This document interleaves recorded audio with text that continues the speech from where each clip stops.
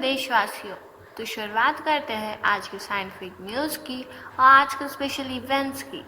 आज के मतलब 1 नवंबर के साइंटिफिक न्यूज़ और स्पेशल इवेंट्स की, सिर्फ हमारे चैनल पर जिसका नाम है सुप्रभात। तो एक चार्मिंग मॉर्निंग से, एक चार्मिंग नॉलेज से और एक चार्मिंग डिलाइट से हम हमारे साइंटिफिक न्यूज़ की और स्पेशल इवेंट्स की स्टार्टिंग करने जा रहे हैं। तो आगे बढ़ते हैं ऐसी एक अमेजिंग साइंटिफिक न्यूज़ की तरफ। Several years ago, a pair of dark meteorites were discovered in the Sahara Desert. They were dubbed NWA 7034 and NWA 7533, where NWA stands for Northwest Africa and the number is the order in which meteoroids are officially approved by the Meteorological Society and International Planetary Science Organization. Analysis showed these meteoroids are new types of Martian meteoroids and mixtures of the different rock materials. अब आगे बढ़ते हैं अगले scientific news की तरफ। After the coldest night in South Florida in a decade, lizards were dropping out of palm trees, laying legs up. The scientists who raced to investigate the fallen reptiles have now found that despite such graceless falls, some of these tropical cold-blooded creatures are actually more resilient to cold than previously thought. The finding sheds light on how some species might respond to extreme weather events. अब आगे बढ़ते हैं अगली scientific news की तरफ।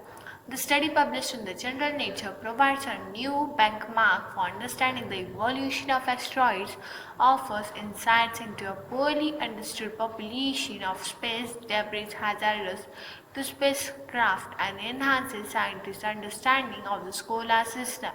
The researchers used images and laser-based measurements taken during a 2-year surveying phase in which the Van-sized Odyssey spacecraft. अब आगे बढ़ते हैं अगले साइंटिफिक न्यूज़ की तरफ। Now a team of Princeton researchers led by Jeff Thompson, an assistant professor of electrical engineering, developed new way to control and measure atoms that are so close together no optical lens can distinguish them. Described in an article published on October 30 in the journal Science, their method excites closely spaced erbium atoms in crystal using a finely turned laser in a nanometer scale optical circuit. अब आगे बढ़ते हैं अगली scientific news की तरफ। Massive stars typically reside in clusters. Isolated massive stars are called faint massive stars. The paper published by UM students examined most of these stars in the small Magellanic Cloud, a dwarf galaxy near the Milky Way. The studies appearing in the same issue of the Astrophysical Journal reveal how these faint massive stars originate or become so isolated. Understanding how faint massive stars become isolated, whether they form in isolation. अब आगे बढ़ते हैं आज के special events की तरफ। तो आज कौन सा स्पेशल इवेंट है? तो आज है नेशनल कर्नाटका डे।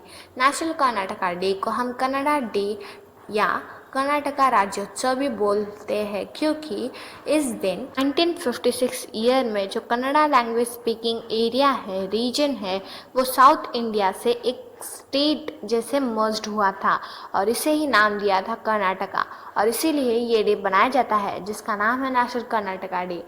अब आगे बढ़ते हैं आज के दूसरे इवेंट्स की तरफ। तो आज का दूसरा इवेंट है नेशनल केरला डे। तो नेशनल केरला डे को हम केरला पिरावी भी बोलते हैं। इस दिन केरला स्टेट का बर्थ हुआ था और ये भी हमारे लिए बहुत ही अच्छी और स्पेशल इवेंट है।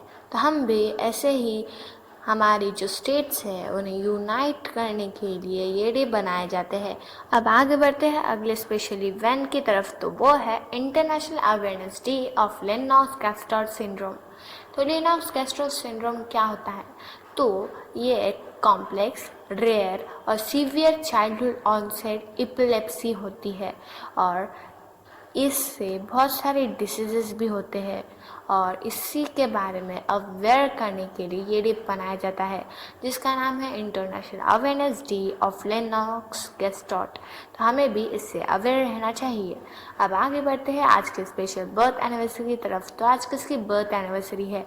तो वो है नरेंद्र अच्युत दाभोलकर। तो नरेंद्र अच्युत दाभोलकर कौन थे? तो वो एक इंडियन मेडिकल डॉक्टर, एक सोशल एक्टिविस्ट, एक नेशनलिस्ट और एक ऑथर थे। उन्होंने महाराष्ट्र अंधश्रद्धा निर्मूलन समिति की स्थापना की और उस समिति के लिए उन्हें पद्मश्री अवार्ड भी मिला। तो हमें इन को आदरांजलि अर्पित करनी चाहिए। अब नेक्स्ट मैं तय करना चाहूँगी, please like share and subscribe to my channel. किसका बर्थडे होगा तो प्लीज़ कमेंट बॉक्स में लिख दीजिए, हम हमारे चैनल को विश करेंगे।